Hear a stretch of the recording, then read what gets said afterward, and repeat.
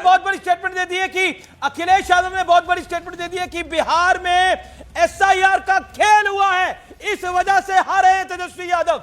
SIR का खेल हुआ है, लेकिन कांग्रेस की परफॉर्मेंस बहुत ज्यादा नीचे की तरफ जाती हुई इस समय दिखाई दे रही है। कांग्रेस 6 सीटों पर सिर्फ आगे चल रही है हमारे साथ, अभी 5 सीटों पर आगे चल रही है।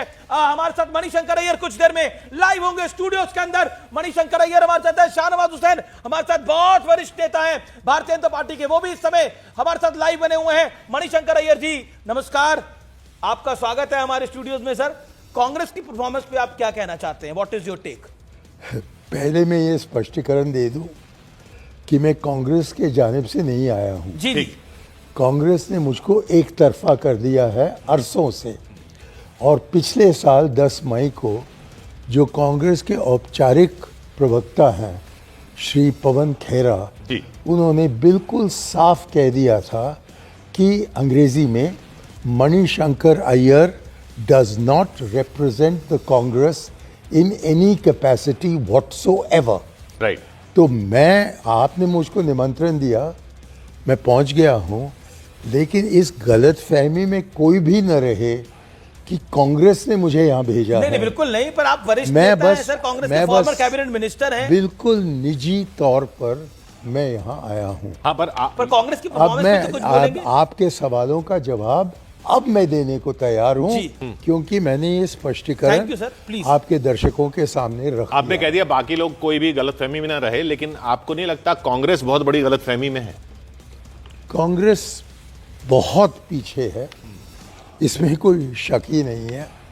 साथ साथ महागठबंधन भी 50 जगह से कम आगे है, और जो एनडीए है उनके तकरीबन 200 जगह पर वो आगे है।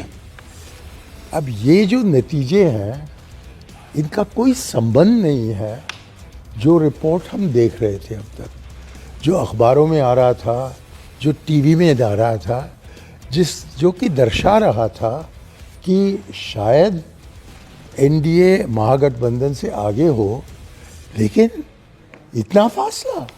और फिर जो एग्जिट पोल्स हुए, जिनको कि मैंने सब नहीं देखे, लेकिन कुछ तो बताए गए थे, और उसको हम देखें और इन नतीजों को हम देखें तो कोई संबंध ही नहीं है। तो आपको क्या लगता है क्यों हुआ होगा? अब मैं समझता हूँ कि इस समय जबकि वोटों का गणन हो रहा है, ये कहना कि क्यों ये नतीजे जो पहले के रिपोर्ट्स है उनमें से इतना फर्क है, इसके बारे में कुछ अभी कहना बहुत ही मुश्किल होगा। पार्टी के कई प्रवक्ता कह रहे हैं कि ये वोट चोरी और ये पूरा सिस्टम है। ये इसलिए मैं पार्टी का वक्ता नहीं हूँ। आपका क्या कहना है? तो इसलिए मैं जानना भी नहीं चाहता हूँ कि पार्टी के वक्ता क्या कह रहे हैं। आपका वोट चोरी पे क्या लेकिन मुझे लगता है कि ये चुनाव होने के बाद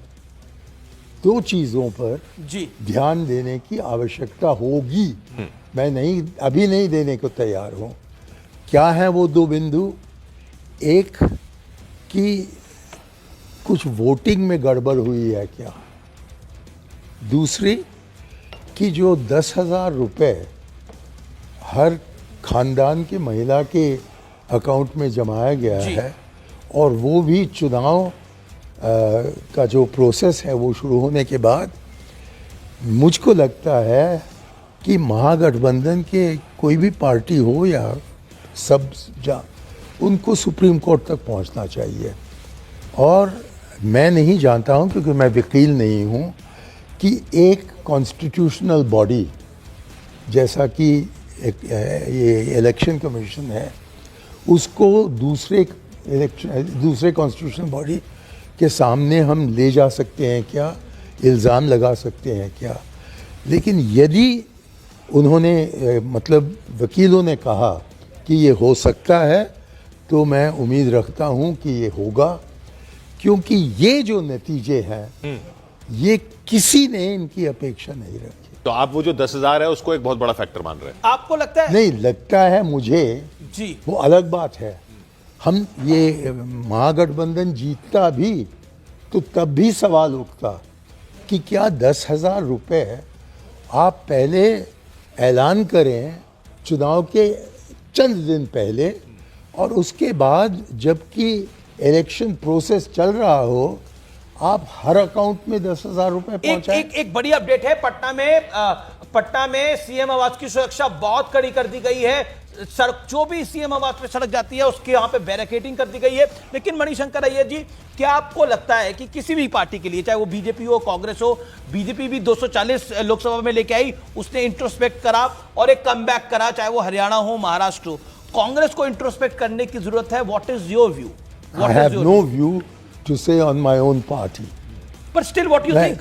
मैंने आपको बता दिया है कि पार्टी ने मुझको बिल्कुल एक तरफा कर दिया। पर आपकी राय क्या है?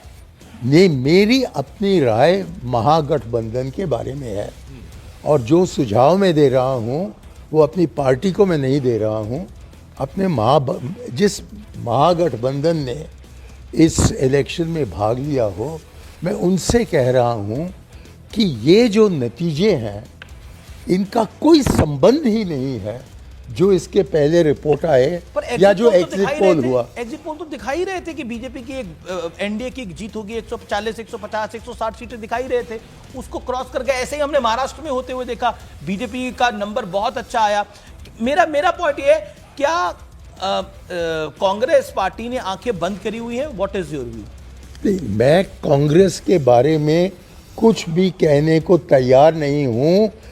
कितने जोरी से मैं ये कहूं?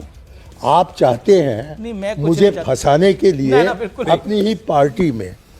मेरा जवाब बिल्कुल स्पष्ट है।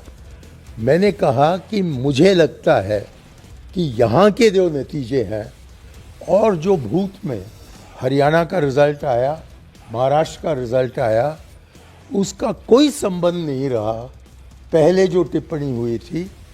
तो इसलिए, क्योंकि अब आधुनिक यही बिहार का इलेक्शन चल रहा है, या तो सुप्रीम कोर्ट खुद अपने ही आप सुओ मोटो जो कहते हैं इस विषय पर ध्यान आकर्षित करें कि इलेक्शन रोल्स जो हैं वो ठीक हैं क्या, और या जो गलतियां बताई गई हैं उसको मैं ज़रा बंद खत्म करूं जी। मैं कह रहा था कि या तो सुप्रीम कोर्ट सुओ मोटो इन विषयों पर ध्यान आकर्षित करे, या कि महागठबंधन, यदि ये संभव है कि एक कॉन्स्टिट्यूशनल बॉडी को हम दूसरे कॉन्स्टिट्यूशनल बॉडी के सामने ले जा सकते हैं, तब मुझे लगता है कि ये होना ही चाहिए। We are joined by... इसलिए नहीं कि मैं कांग्रेस का हूँ, लेकिन क्योंकि इस देश का मैं एक बाशिंदा हूँ और हमारा जो लोकतंत्र है उस पर मेरा फक्र है। Okay we are joined by senior BJP. BJP दल नहीं छले, अखिलेश यादव कह रहे हैं बीजेपी की चुनावी साजिश का भांडा फोड़ हुआ है। अखिलेश यादव कह रहे हैं, अखिलेश यादव भी चुनावी साजिश की तरफ इशारा कर रहे हैं। चुनावी साजिश की तरफ इशारा कर रहे हैं। लेकिन we are joined by BJP senior functionary Amit Malviya, BJP IT head chief. हमारे साथ अमित मालवीय इस समय मौजूद है सीधा कोलकाता से, वहां के वो सह प्रभारी भी हैं, उनका भी हम रुख करेंगे। लेकिन कुछ मिनटों में जाते हैं। लेकिन बिहार काउंटिंग में के दौरान अखिलेश यादव का यह बड़ा बयान है। अखिलेश यादव कह रहे हैं ये छल हुआ है, बीजेपी दल नहीं है, छल है। अय्यर साहब, लेकिन ये जो एक इशू बार बार जो कभी जंगल राज था इनका, वो बताया गया।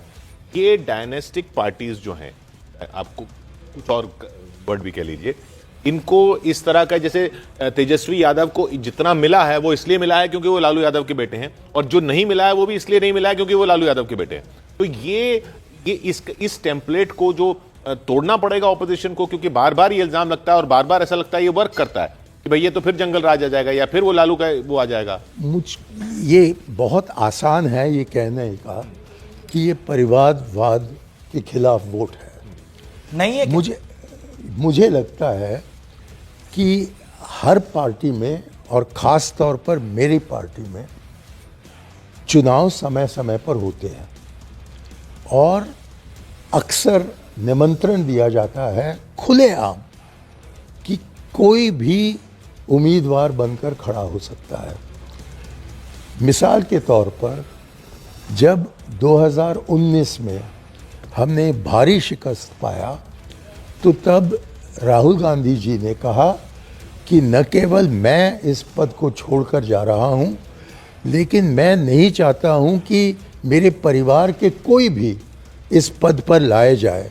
और आपको पूरी छूट है कि जो भी खड़ा होना चाहता है वो खड़े हों। पर शशि और थरूर चुनाव खड़े हुए, हो। उनके लिए उनका क्या हश्र हो रहा है शशि थरूर का आज पार्टी के अंदर? शशि थरूर का हश्र देखिए, शशि थरूर पे तो कुछ बोलेंगे, आपके मित्र भी होंगे वो तो। अच्छा, मैं दिस इज इन ब्रैकेट्स, मैंने शशि थरूर को वोट दिया और आज मुझको अफसोस है कि मैंने उसको दिया, क्योंकि मुझे लगता है कि जो कि एक वफादार कांग्रेस।